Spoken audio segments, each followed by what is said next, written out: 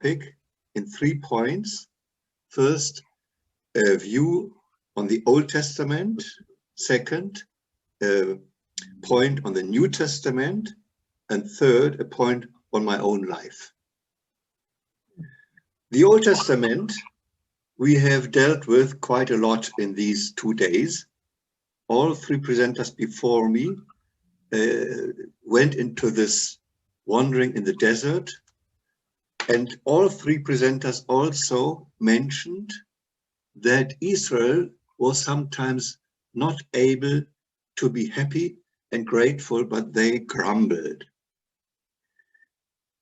From this, especially the third presenting, they showed us very intensely how much Israel grumbled and how ungrateful they were, and that God not only rejected this grumbling, but sometimes even punished it. Now we are in danger to jump to a conclusion that a believer cannot utter feelings of sadness, feelings of bitterness, feelings of desperation. What are we supposed to do with these feelings when once they are there? Do we have to swallow them? Do we have to suffocate them so that we cannot grumble? And here I would like to give you a new perspective, which was not mentioned so far these days. I would like to give you a very deep distinction between 2 terms. Yesterday we distinguished between desert and wilderness. Today I would like to distinguish between grumbling and lamenting. And here is the point where I want to use more languages. In German, we have the difference between murren and klagen. In Setswana, and now maybe some of you who know Setswana, you can unmute yourself in order to correct me. In Tswana, you would say ngongoreja. Okay. Ngongoreja is grumbling. Is that correct? Correct. Yeah? Okay. Correct. And the Correct. opposite, the other term, which would be lamenting, is something like lila or lela, cholela. Or crying. Yes. Holla. Yes. Yes. Holla. Yes. And Zulu is very similar in this respect. Konona. Konona is grumbling. Akere. Angiti. Yeah. Zulu is konona. And the other thing. Kononda. Kononda. Kononda. Okay. Yes. And then the other thing is lila. Ugulila. No? The book of Jeremiah. Yes. Yes. The book of Lamentations is Sililo. So German we say klagen and murren, and in all of these languages it is very clear God rejects ngongoreja, kononda, murren, and grumbling. But God does not reject lamenting. And this is very important that we understand this. We have just have a song that someone sings, in sorrow, in grief, and so on, Lord, help us. It's a song of prayer, and here sorrow and grief is not suffocated, it's not swallowed, but it is mentioned. And if there is reason for sorrow, grief, desperation, and maybe even bitterness, look in the book of Psalms, and you find many examples where the people pray to God with these feelings in their heart. But they pray to God. Now I would like to mention Psalm 13, and I suggest that someone opens now Psalm 13, another one opens Psalm 30. So Psalm 1:3 and Psalm 3:0.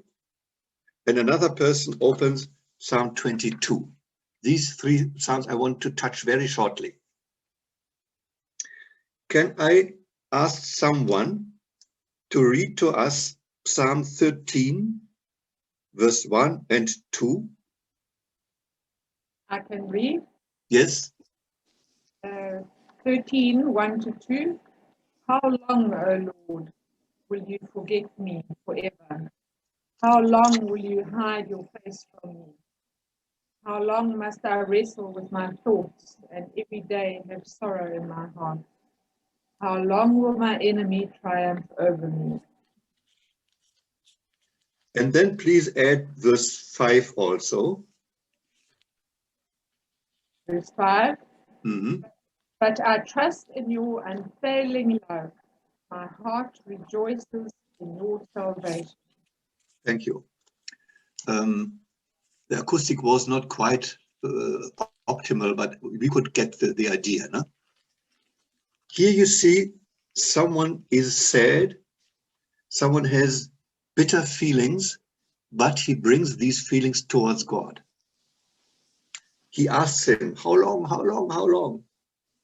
And after a couple of verses, when he has lamented enough, he changes his attitude and says, but I trust in your love. We have talked about trust in the morning quite a lot in our working group.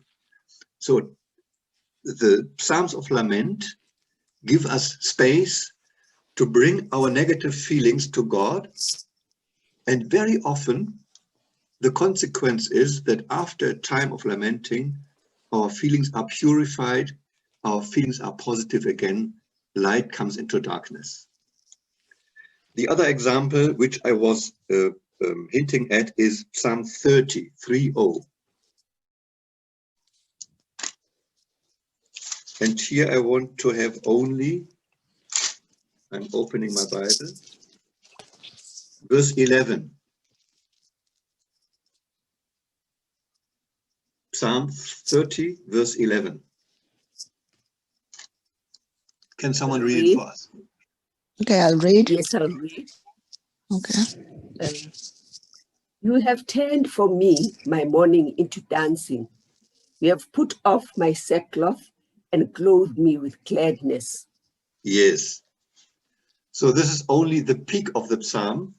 The whole psalm is very sad, but then towards the end, it turns into a psalm of thank and to a psalm of praise. No? So Musa, you must mute yourself again. Okay. In order to really be sure that we understand this difference, I would like to send you now into break-off groups for 10 minutes. And I give you two verses to compare, or two psalms to compare. From each psalm, only very, very few verses. Please compare Psalm 22, verse 1 to 2. Someone must write it down. Psalm 22, verse 1 to 2, plus verse 19. And compare this to another psalm. This was mentioned yesterday by Detlef, this psalm. Psalm 78, verse 19 and 20. Let me repeat so that everyone has got the point, the task. Please compare Psalm 22, verse 1 and 2, plus 19, to Psalm 78, verse 19 to 20. And compare these psalms, because I'm still going to explain. Compare these psalms according to grammar. When I say grammar, I mean second person singular or third person singular. And according to attitude. And according to perspective regarding the future. Again, I repeat these 2 points. Look into these psalms and compare them according to grammar, second person or third person, according to attitude, and according to perspective regarding the future. Now I'm through with my task and I ask Horst to create groups. But I would like now to get your feedback. And this means the person who is talking must unmute herself or himself. Are you with me?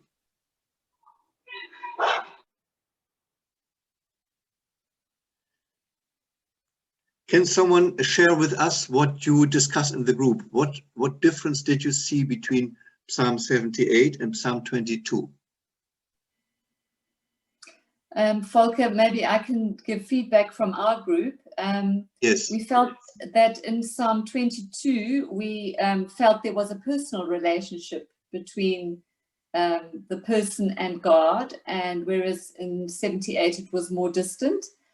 And then the attitude was more that distinction that you talked about. The lamentation in Psalm 22 was a genuine outpouring of feeling, but then a trust and a hope that God would come through for the person. Whereas in 78, it was a bit more accusational. Yes. Can you even? And that's as far as I'll go. And in terms of grammar, third person, second person, huh? Yes. Huh? Yes. Okay. Yeah, so the first psalm was first person and the 78 was third person. Second. Yeah, depending on the counting. Is someone else interested to share with us something from the group? Yes, we found that in Psalm 78, we read the next verse, the next two verses, and God got very angry. Yes. So that's his reaction to those demands. So it was essentially a demand, and that did not fit in with God's plan. Mm-hmm. And he was very angry. Anyone else from any other group who would like to share with us?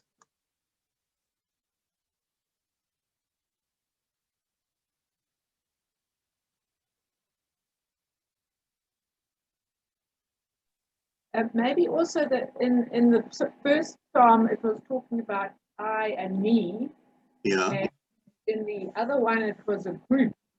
So I don't know if the group mentality had something to do with the demand as well. Okay. So it was a plural as opposed to a singular. Yeah. Okay, now I want to continue with my presentation.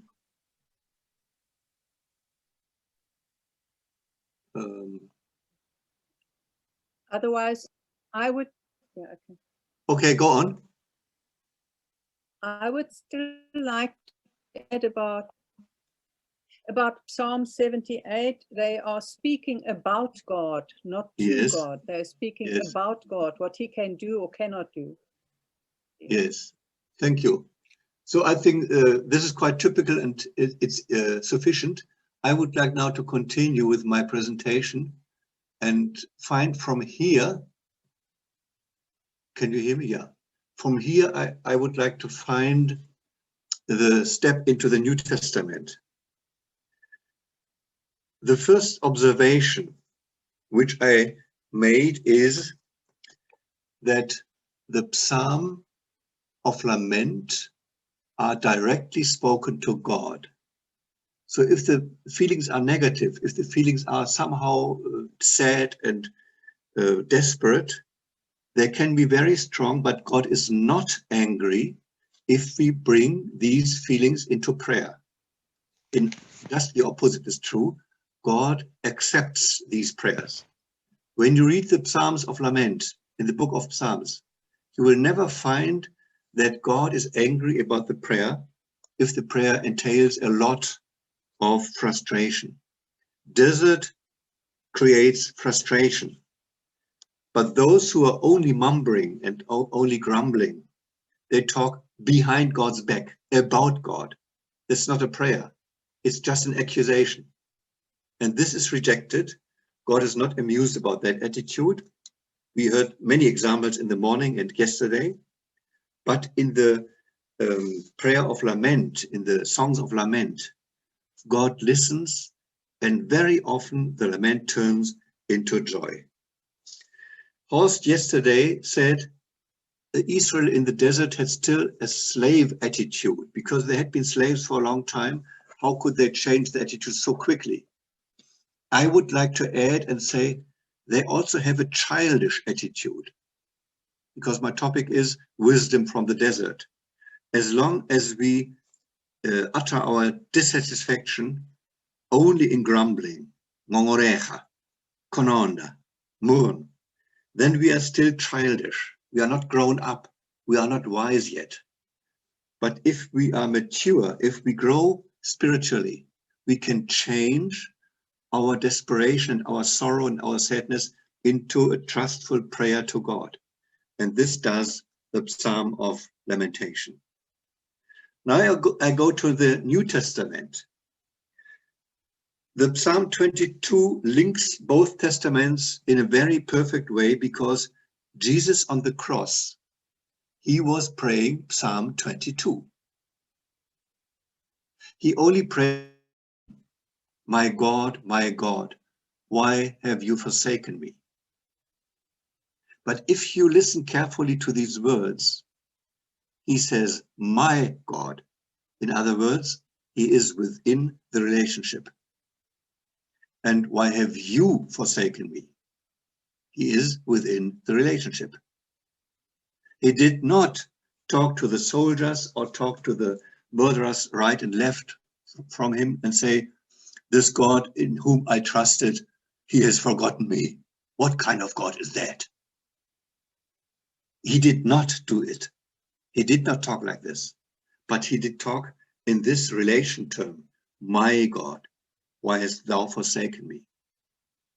And when you read the whole Psalm 22, if you go through the whole Psalm, you find after a couple of verses, Psalm 22 turns in a psalm of praise and in a psalm of confidence and in a psalm of hope.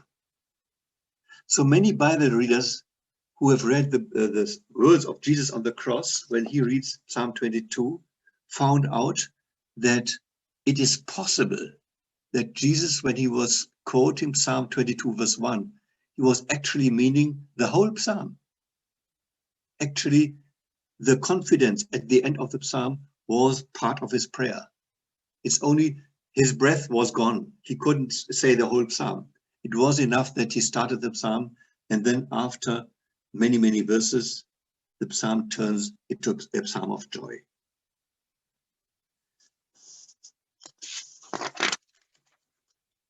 Now I would like to go into a very interesting point in the Apostle Paul.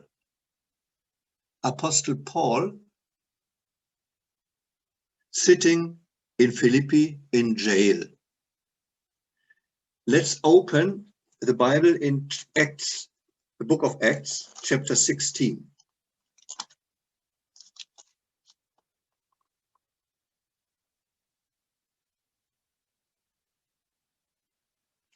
Book of Acts, chapter 16.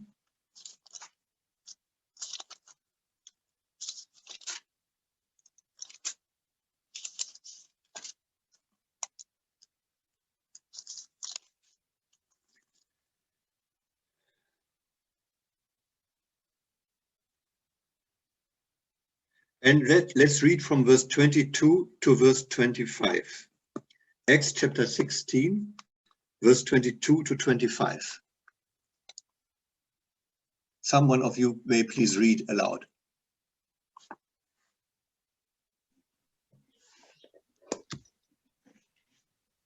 Okay, I will read.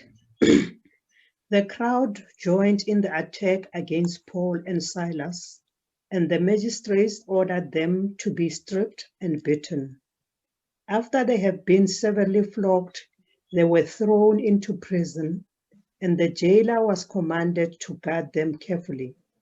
Upon receiving such orders, he put them in the inner cell and fastened their feet in the stocks. About midnight, Paul and Silas were praying and singing hymns to God, and the other prisoners were listening to them. Thank you. So far at the moment, isn't this quite a surprise that Paul and Silas, so Paul and team, we can say, were at midnight, so in deepest darkness and in jail, and they were heavily bound. Instead of lamenting and instead of grumbling, they praise God. This is quite a surprise to me. there must be a change of attitude altogether from the Old Testament to the New Testament. The Old Testament encourages the believer to bring all frustration to God. This is fine. And very often this leads to a song of praise.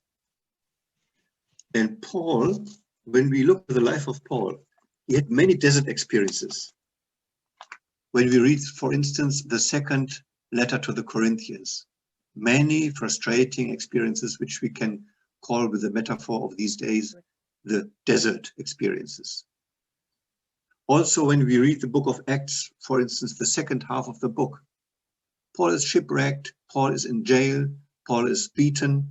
Paul has a lot of desert experiences. And nevertheless, he never loses his joy.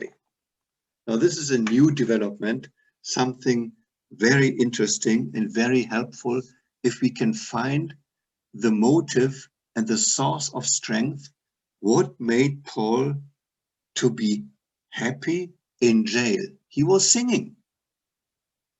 He was not grumbling. He was singing. In order to explain this, I would like to look at the letter to the Romans. And again, I ask you to open the book, the letter to the Romans, chapter 5.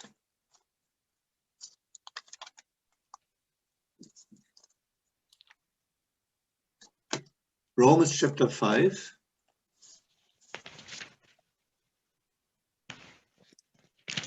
And in chapter 5, it is verse 9 and 10. Romans chapter 5, verse 9 and 10. If someone could read this to us. Since we have now been justified by his blood, how much more shall we be saved from God's wrath through him?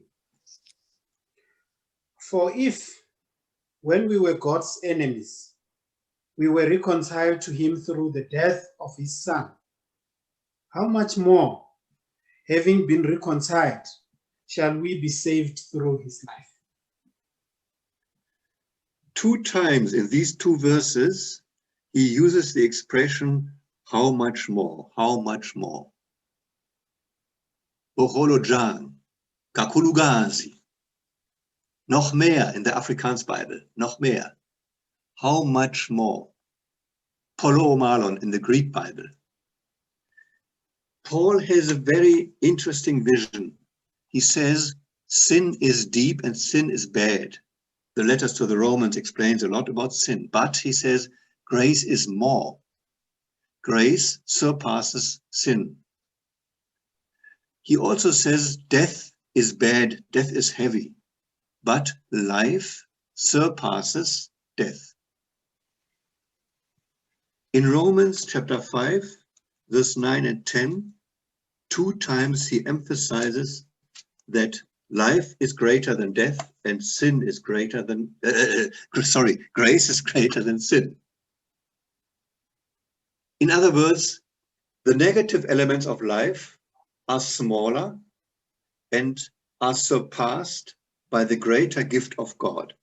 God's gifts of renewal, God's gift of grace, God's gift of life, surpass all dark and painful desert experiences. And my supposition is that Paul was able to sing a song of praise in jail because he deeply felt that God's life and that God's grace is always stronger and bigger and more important than our pain. To emphasize this once more, let's turn to chapter 8, Romans 8. And here we read only verse 18. Romans 8, verse 18.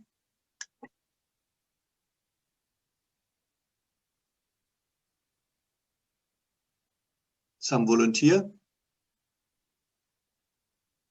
I will read. For I consider that the sufferings of this present time are not worthy to be compared with the glory which shall be revealed in us.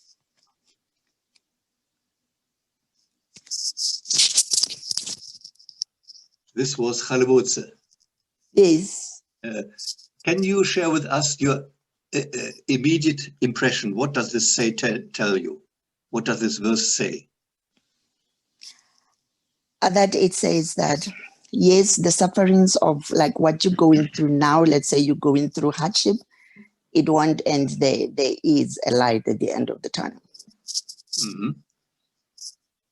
So again, we have this structure of thought of Paul. God's glory is greater than our present suffering. Mm. This is a chapter, especially the whole chapter 8, but many more chapters in Paul's writings say there is a good reason for hope. The coming glory surpasses the present suffering. Yes. So I summarize these 3 steps. God's grace is greater than our sin. God's reviving life is greater than our death. God's coming glory is greater than our present suffering. We discussed this 8 years back in Botswana in a lay preacher group. And we had a very deep and interesting discussion. And then someone asked, how is it possible that we forgive someone who has beaten us or who has given us pain? And someone in the group said, think of Stephen in Acts chapter 7. We don't have to open this because everyone knows this chapter. Stephen is being stoned because he is confessing Christ. And then he sees the sky open and he sees Christ in his glory. And his enemies get very angry and stone him to death. And in the last moment, Steve says, just like Jesus, Lord, take my spirit into your hands, and Lord, forgive those who kill me now. And the group discussed and said, how was it possible for Steve to forgive those who have beaten him up and who have killed him, or who were about to kill him? The answer for me is quite striking and quite obvious. Steve knew something which is greater than his present pain. Similar, Joseph in Egypt. Joseph was in jail without any guilt. He was not guilty of being jailed. And in jail, he encountered God. And at the end of his time in jail, he was able to forgive his brothers. In Genesis chapter 50, he says, you tried to do something harm to me, but God turned it into something good. Again, Joseph saw something greater than the pain. And this seeing something greater than his pain made him able to forgive those who caused pain for him. I think this is quite an interesting insight. If we ask ourselves, if we have to forgive someone, can we find strength in our faith? And my answer is yes, we can, as long as we find something which is greater than our pain. Before I come to point 3, I would again like to send you into breakaway groups. And this time, I hope the technology is a little bit better than the last time. My group was in a bad technology, at least. And this time, I do not want you to discuss the Bible verses, but just to share with each other, did I ever experience that the gift of God surpassed my frustration, my pain, my sadness? Did I ever experience this miracle? I'm still going to talk about miracles in the next point. That something which was greater than my pain helped me to cope with it. Horst, this is the cue for you.